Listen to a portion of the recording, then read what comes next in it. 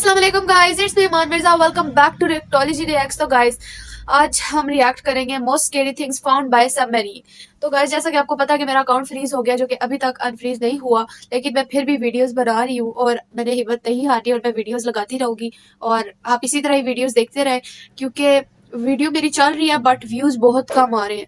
लेकिन मुझे उम्मीद है कि एक दिन आएगा और व्यूज़ जो है बहुत ज़्यादा आएंगे।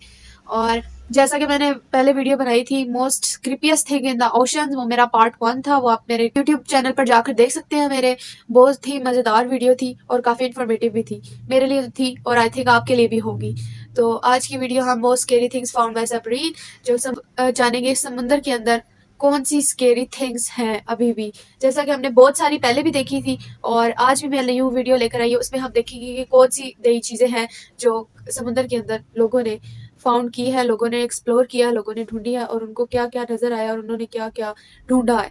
और ऐसी बहुत सारी चीज़ें हैं जिसके बारे में हमें नहीं पता, क्योंकि समुंदर का 100% हिस्से में से हमने 80% हिस्सा जो है नहीं फाउंड किया, नहीं एक्सप्लोर किया। Only we know about 20%। But अगर आप लोगों को 20% नहीं भी पता तो मैं बताऊंगी ना, मैं हूं ना आपको बताने के लिए 20% ओशंस के अंदर most scary things, creepiest things and which things we do not know about the things, so we can found it in ocean. सो आज की वीडियो स्टार्ट करते हैं। Let's start. The next day. गहरे काले पानी में सबमरीन लेकर पहुंचे हो, जहां सूरज की किरण तक नहीं पहुंचती, और तभी आपके सबमरीन की कांच पर पड़ता है एक जोरदार पंजा।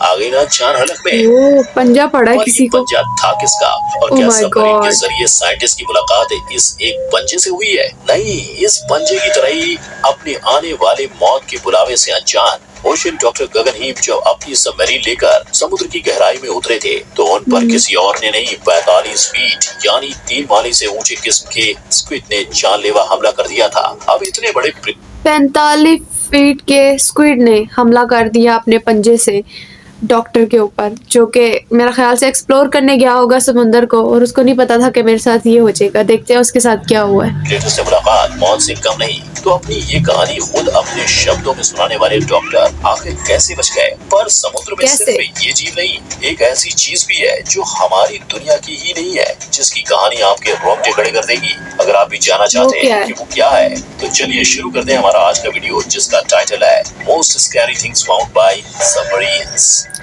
नंबर 1, आंखें नहीं, मौत का बुलावा। आपने आज तक मूवीज में कई तरह की मरमेड्स को देखा होगा, पर अगर रियल लाइफ में आपके सामने कोई मरमेड आ जाए तो आपकी रूह कांप उठेगी। कुछ इस तरह, जिस तरह ग्रीनलैंड सी के सबमरीन में बैठकर उस समुद्र की गहराई नापने वाले 2 ऑक्यूपेंट्स की रूह कांप उठी थी, जिन्होंने मानो मरमेड के रूप में अपनी मौत को देख लिया था। क्योंकि समंदर की उस काली खाई सी गहराई में, जहाँ उनकी सबमरीन की लाइट भी सिर्फ कुछ दूरी तक रोशनी फैला पा रहे थे, तभी वहीं अचानक उनके सबमरीन ग्लास पर एक पंजे ने जोरदार वार किया।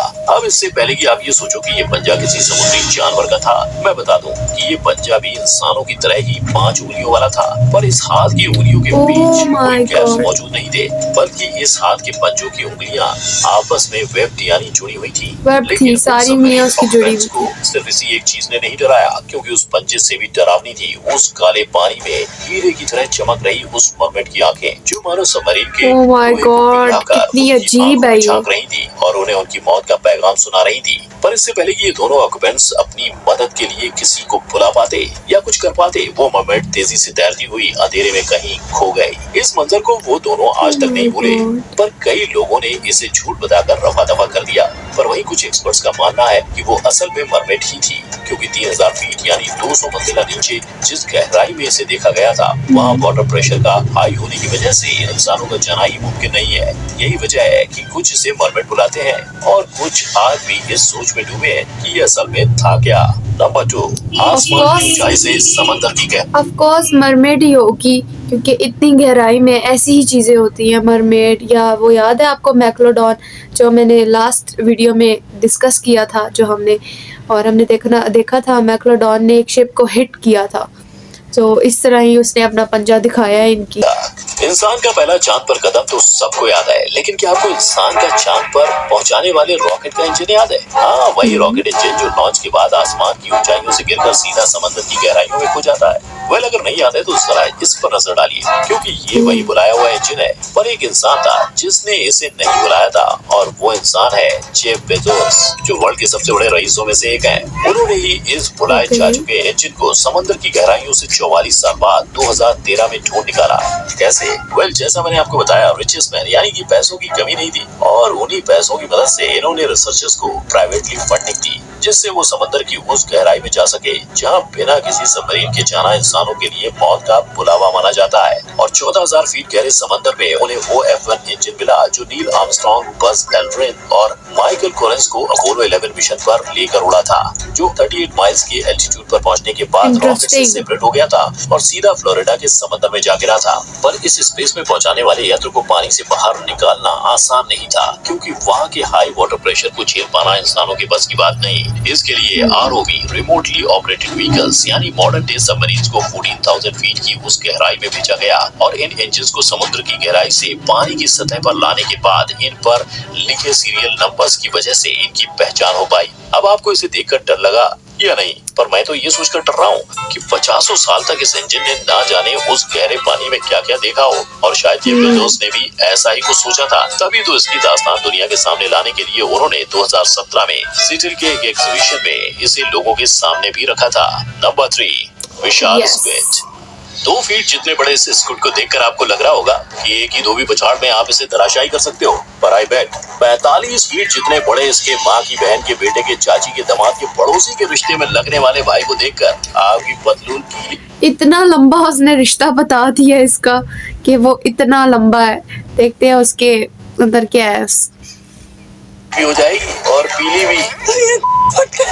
और 1925 में सबसे पहली बार दुनिया के सामने आने के बाद 1925 क्लोजर स्क्विड के रिश्तेदारों को कई बार अलग अलग साइंटिस्ट की टीम्स ने डिस्कवर किया, पर 2007 में डॉक्टर गुगनहीम और उनकी टीम जब अंडर वाटर सी कनेंस की रिसर्च करने में बिजी थे, तभी अचानक डॉक्टर की सबमरीन पर इस जायंट स्क्विड कहलाने वाले जीव के बिग साइज भाई बहनों ने हमला कर दिया। और इनका हमला कितना जोरदार और खतरनाक हो सकता है, इसका अंदाजा आपको इस बात से लग जाएगा कि ये प्रीडेटर 45 फीट जितना बड़ा होने के साथ ही 500 किलो का भी होता है। इसके अलावा दुनिया इसे सबसे बड़े और लॉन्गेस्ट टेंटिकल्स वाले जानवर के साथ ही बड़े नुकीले दांतों वाले जानवर के रूप में भी जानती है।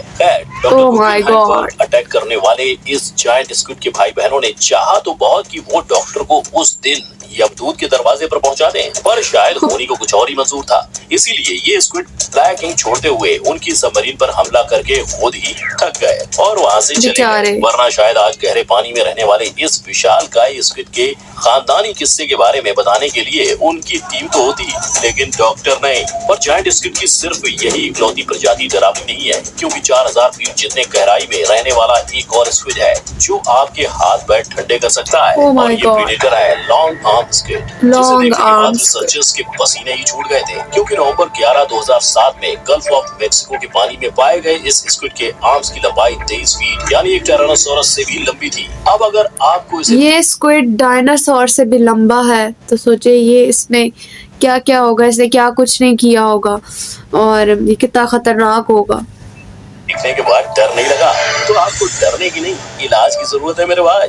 नंबर 4, बर्बादी की शुरुआत। बर्बादी नाम तो सुना ही होगा, क्योंकि ये वही पानी में रहने वाले लिविंग बींग्स हैं जो न सिर्फ 25% मरीन लाइफ को, पर जमीन पर रहने वाले 5000 लाख लोगों का जीवन दाता है। और हो भी क्यों ना, समुद्र का बस 1% कवर करने वाले कोरल रीफ्स 1/4 मरीन लाइफ को रहने के लिए घर देता है, और फिर इन मछलियों से घर चलाने वाले और अपना पेट भरने वाले लोगों को खाना। पर फिर ये आज स्कैरी थिंग्स फाउंड की लिस्ट में कैसे है? इसकी वजह है गहरे पानी में हुई वो रिसर्च जिसमें साइंटिस्ट को समंदर की गहराई में कोरल रीफ्स मिले थे, लेकिन जितनी खुशी साइंटिस्ट को इन कोरल रीफ्स की खोज से हो पाई थी, उससे क्या अजीब सी चीज है। साइंटिस्ट के दिलो दिमाग पर तब हावी होने लगा जब उन्हें ये पता चला कि ये डीप वाटर कोरल रीफ्स मर चुके हैं। और हालांकि इसकी खोज करने वाले साइंटिस्ट फौरन बिना देरी के इस रिसर्च में जुट गए कि आखिर क्या है जो इन कोरल रीफ्स को खत्म कर रहा है। और तब से लेकर अब तक उन्हें यही डर लगा हुआ है कि कहीं उन्हें इनके मरने की वजह पता करने में देर ना हो जाए, क्योंकि अगर ये कोरल रीफ्स गहरे पानी से फैलते हुए शैलो वाटर के रीफ्स तक पहुंच गए और उन्हें भी इन्फेक्ट कर दिया, तो हो सकता है जल्द ही वो भी खत्म होने लगे। और अगर आप सोच रहे हो कि कोरल रीफ्स खत्म होने से आपका क्या बिगड़ जाएगा, तो जैसा मैंने बताया, इन पर डिपेंडेंट 25% मरीन लाइफ के खत्म होने का रिस्क होगा। इससे हमारे पास सबमरीन एनिमल्स का एक्सेस नहीं रहेगा, जिसके चलते इससे होने वाले मेडिकल ब्रेक थ्रूज पर ब्रेक लग जाएगा। मरीन लाइफ खत्म हुई तो फिशिंग इंडस्ट्री कोलैप्स हो जाएगी, 5000 लाख लोगों की जिंदगी भी पूरी तरह उथल पुथल हो जाएगी। साथ ही इन कोरल रीफ्स को देखने के लिए कोविड-19 से पहले आने वाले 710 लाख लोगों का टूरिज्म भी खत्म होगा, जिससे कोस्टल टूरिज्म इकोनॉमी भी हिल जाएगी। और सबसे बड़ी बात, इनके बिना कोस्ट लाइन्स तक धीरे धीरे गायब हो जाएंगी। और इस भयानक मंजर को सोचकर साइंटिस्ट कोरल रीफ्स और उससे होने वाले रिपल इफेक्ट यानी एक छोटे डिस्टर्बेंस से होने वाले बड़े नुकसान से दुनिया को बचाने के लिए रिसर्च कर रहे हैं। पर अगर ये कामयाब नहीं हुए तो नंबर 5, उड़न तश्तरी। आसमान की ऊंचाई में यूएफओ तो आपने सुना ही होगा, लेकिन इंसान को सिर्फ स्पेस की ऊंचाई से आने वाले खतरे से ही नहीं, समंदर की गहराई से भी डरना चाहिए। और ऐसा मैं इसलिए कह रहा हूँ क्योंकि एलियंस के निशान हमें सिर्फ स्पेस में नहीं, समंदर में भी मिल चुके हैं। यकीन नहीं होता तो ये देख लो, ये है बाल्टिक सी एनोमली। इस 70 मीटर लंबे और 200 फीट डायमीटर वाले अजीब से डिस्क ऑब्जेक्ट को जून 2011 में Swedish ocean explorer ocean extreme ने 300 फीट यानी एक पूरी 20 माले की बिल्डिंग के अपने अंदर समा सके ये भी काफी गहरा है। निकाला था। पर इसके बाद भी डर की वो कहानी शुरू हुई जिसने लोगों की रातों की नींद उड़ा दी, क्योंकि कई साइंटिस्ट और रिसर्चर्स के मुताबिक बाल्टिक सी रीजन में पाया गया यूएफओ कहे जाने वाले इस ऑब्जेक्ट को दूसरे कई साइंटिस्ट बस एक स्टोन हेज ही मानते थे, लेकिन इसे सिर्फ पत्थरों का ढांचा मानने वाले साइंटिस्ट तब दुबक कर बैठ गए जब उन्हें ये पता चला कि इस स्ट्रक्चर पर की जाने वाली सारी ही रिसर्च अब तक नाकाम ही रही। और इसकी वजह कोई और नहीं, ये ऑब्जेक्ट ही था, क्योंकि जैसे ही कोई रिसर्चिंग ऑब्जेक्ट इसके पास या इसके ऊपर पहुंचता, वैसे ही उनके सारे इक्विपमेंट्स काम करना बंद कर देते। मानो रिसर्चर्स के इक्विपमेंट्स में अपने आप ही किसी तरह की इलेक्ट्रिकल छेड़छाड़ हो जाती। यही वजह है कि इस पर रिसर्च करने की हर नाकाम कोशिश के बाद करीबन सारे ही साइंटिस्ट ने इसे एक स्टोनहेंज की जगह यूएफओ मान लिया है। पर अगर ये यूएफओ है तो ये आया कहां से, और आखिर इसमें ऐसा क्या छुपा हुआ है कि अब तक ये अपने पास आने वाली हर चीज ये एक स्टोन की तरह है जिसके ऊपर जो भी कोई चीज साइंटिस्ट रिसर्च के लिए भेजते हैं तो वो ना अपना असर नहीं कर पाती, वो असर नहीं करती और उनको उस तरह की जो है इंफॉर्मेशन नहीं मिलती वहाँ से। तो फिर उन्होंने ऐसे ही बहुत सारे साइंटिस्ट ने बार बार ट्राई किया होगा, जिसकी वजह से उनको मिली नहीं इंफॉर्मेशन, तो फिर उन्होंने इसका नाम यूएफओ दे दिया है। और ये आया कहाँ से है, आई डोंट नो ये कहाँ से आया है।